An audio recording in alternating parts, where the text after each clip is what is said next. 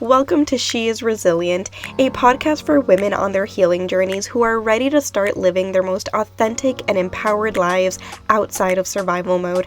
I'm your host, Tatiana, trauma and somatic therapist, as well as a holistic coach, and I'm on a mission to help more women heal their nervous systems. Each week, me and my guests are going to get real and vulnerable about the experiences that led us to becoming the empowered and resilient women we are today. You'll leave this podcast with the skills, knowledge, and inspiration to start creating the life you deserve. Because if another woman can do it, so can you.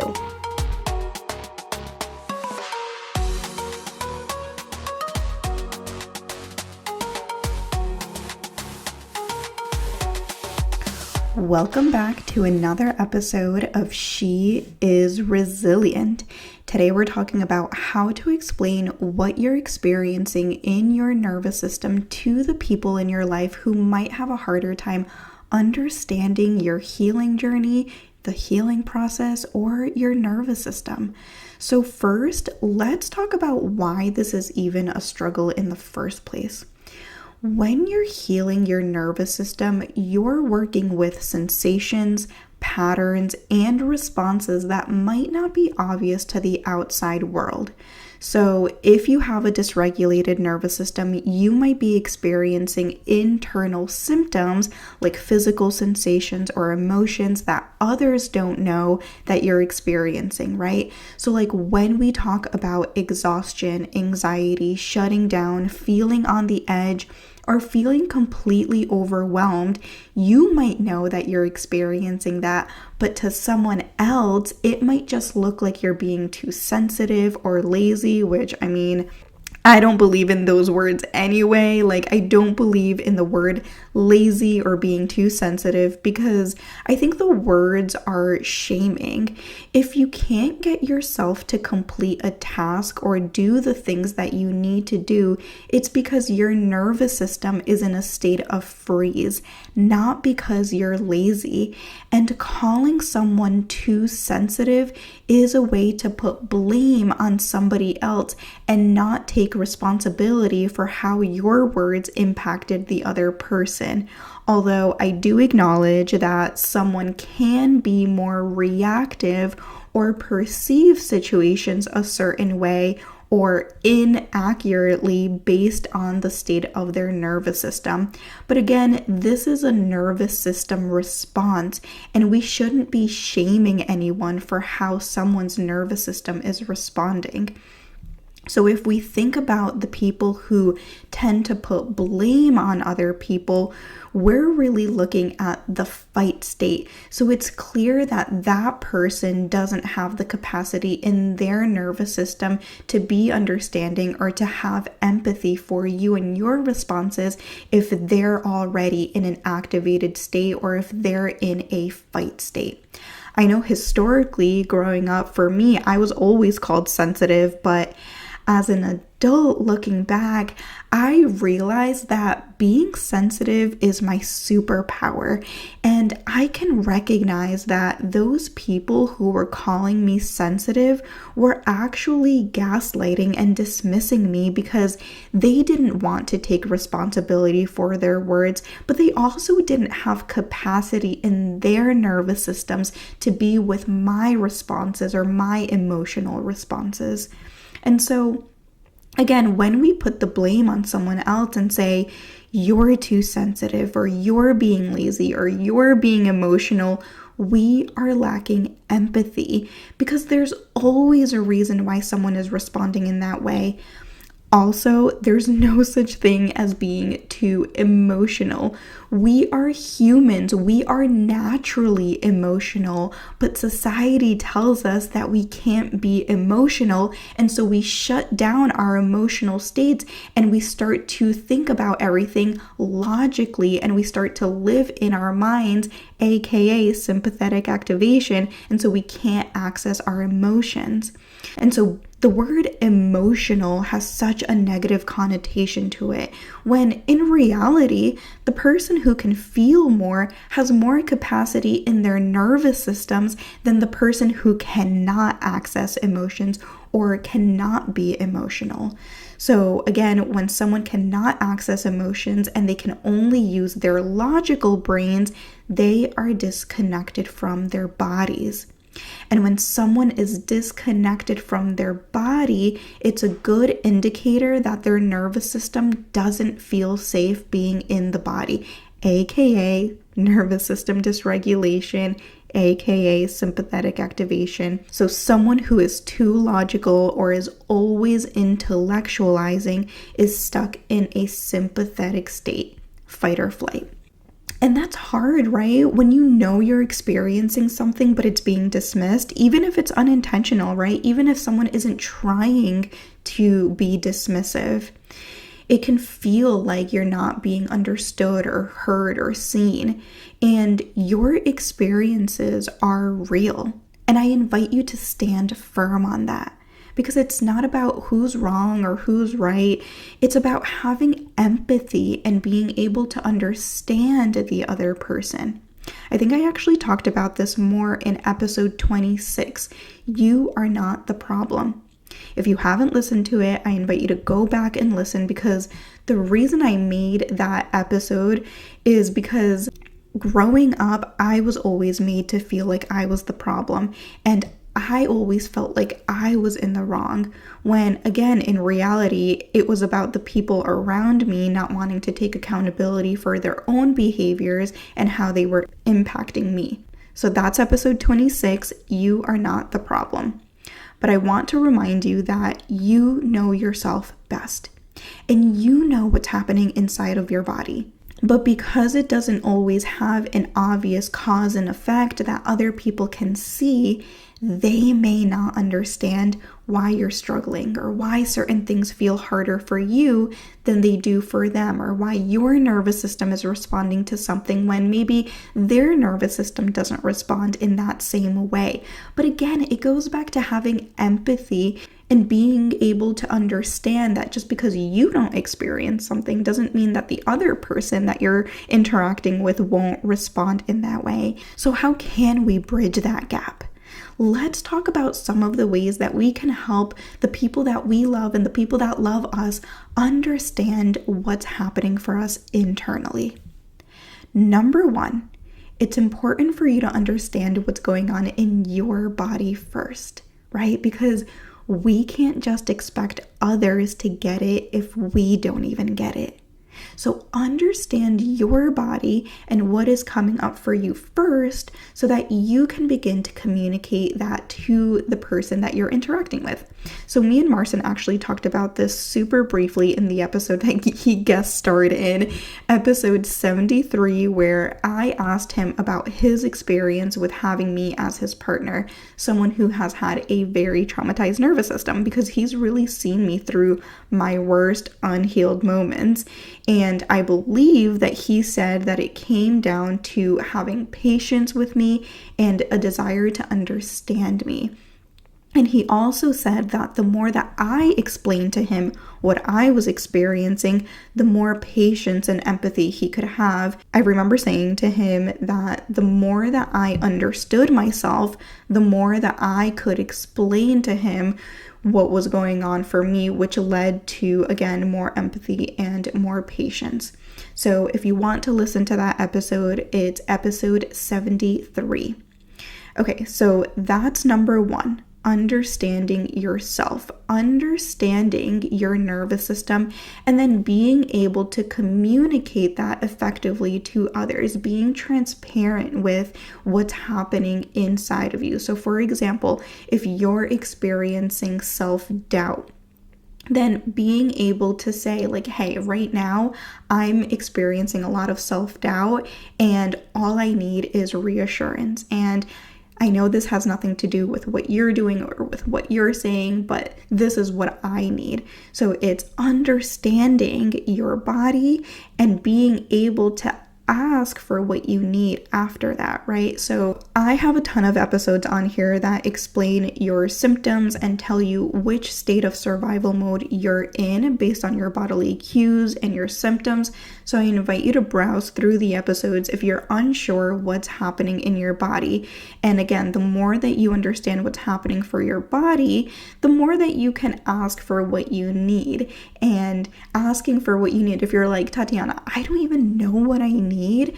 Again, it goes back to reconnecting with your body and becoming curious about what is happening. Once we know what's happening, we can understand how to support the nervous system a little bit more. And then again, we can communicate that to our partners or our family members or our friends or whoever it is that you're interacting with. So that's number one, understanding yourself first. Hey there, if you're looking for daily somatic practices to add to your toolbox, I'd love to introduce you to my somatic bundle where I guide you through over 30 somatic tools and practices that support your nervous system by creating the safety that your nervous system requires to move out of survival mode. Just click the link in the show notes and you will get immediate access to my library of tools. See you there. Next, I think that one of the best things to help someone understand your nervous system is through metaphors. And I think of Lupe, who is one of our co-hosts for the Lit podcast. Shout out to Lupe. We call her the analogy queen because she's so good with making analogies and simplifying things.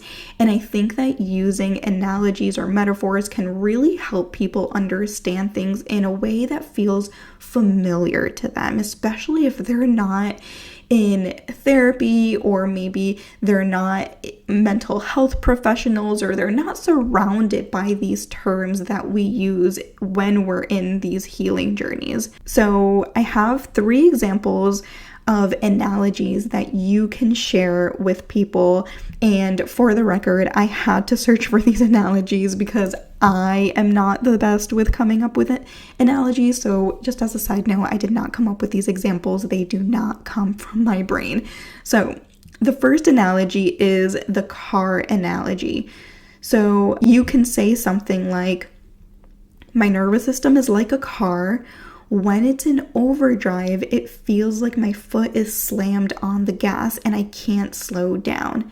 Like my whole system is running too fast, even when I want to rest. When I'm shut down, it's like the car battery has died, and no matter how hard I try, I can't just get up and go. My body needs time to recharge before I can start moving again. So that's the car analogy. The second analogy that you can use is the smoke alarm analogy, which I think is pretty common. I think most people have heard this one before.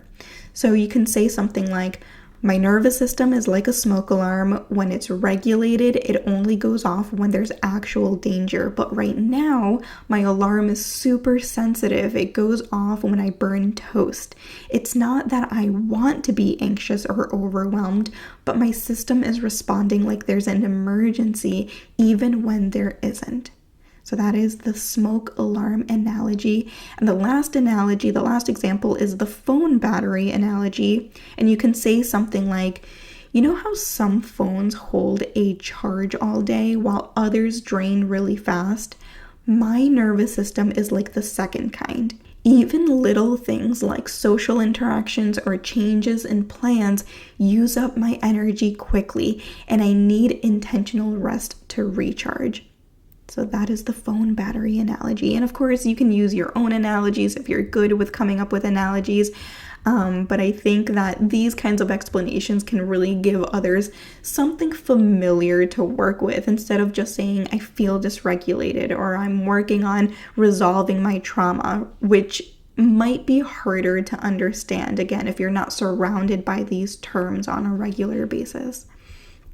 So the last thing that I want to say is I just want to remind you and emphasize the importance of staying firm in your experience. So remembering that nobody can tell you what you're feeling is wrong, because there are no wrong feelings. Feelings aren't good, they're not bad, they're not wrong, they're not right. Feelings just are. And if you feel something or respond a certain way, there's always a nervous system reasoning for that.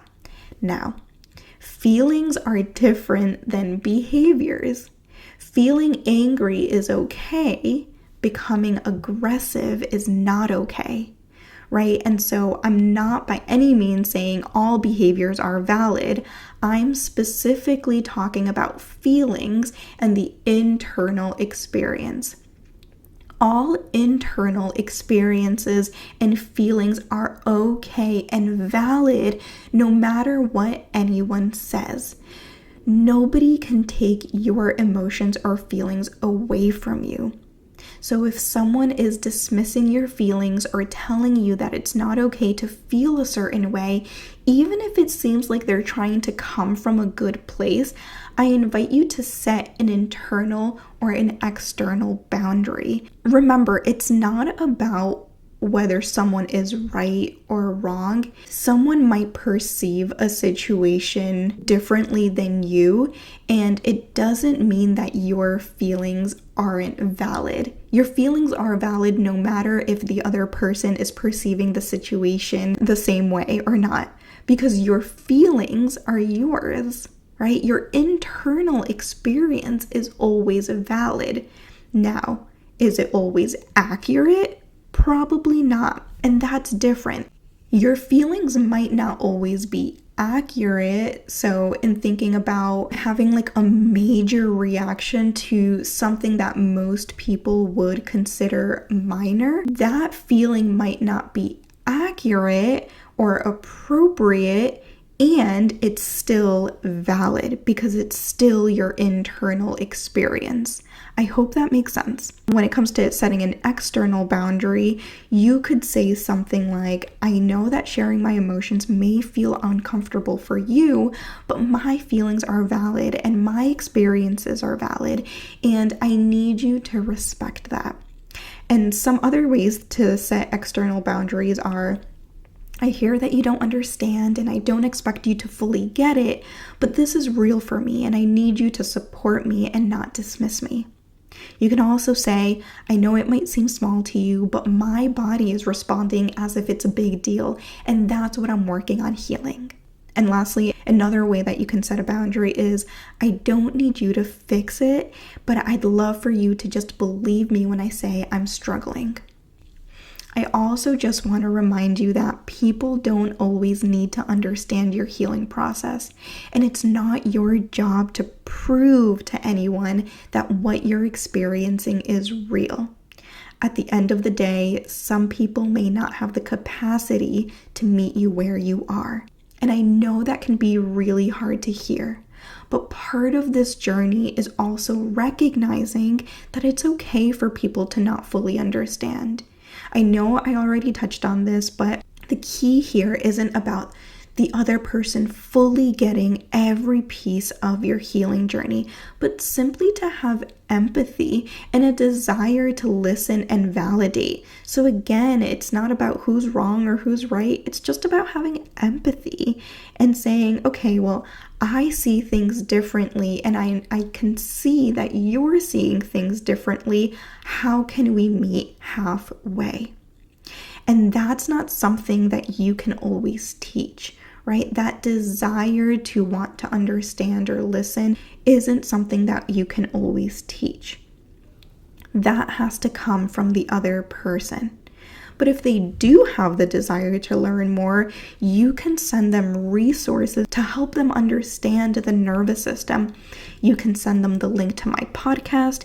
You can send them articles, videos, or even send them the link to the Somatic Experiencing website, which is traumahealing.org.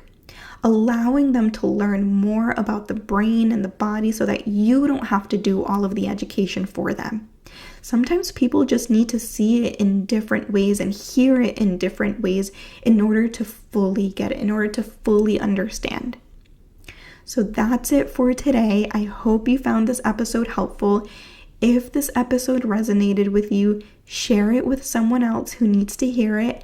And as always, if you need a deeper level of support, you know where to find me.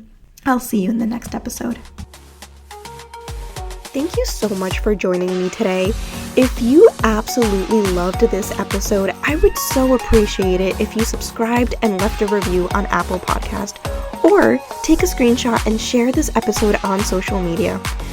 The more nervous systems we reach, the more generational cycles we break, and the more we contribute to a kinder and safer world. And if you're looking for somatic healing services, send me a DM and I'd love to chat on how I can support you. I'll see you in the next episode.